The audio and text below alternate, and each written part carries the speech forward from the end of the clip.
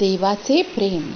एके दिवशी सॅम नावाचा एक मुलगा खूपच निराश दिसत होता आणि तो एका गार्डनमध्ये जाऊन एकटाच बसला होता.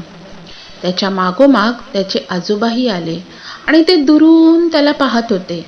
तो फार उदास बसला होता आणि म्हणून आजोबाने त्याच्या जवळ जाण्याचे ठरवले. आजोबाने सॅमला विचारले, "अरे सॅम, तू इतका उदास का आहेस? काय झालंय तुला बाळा?"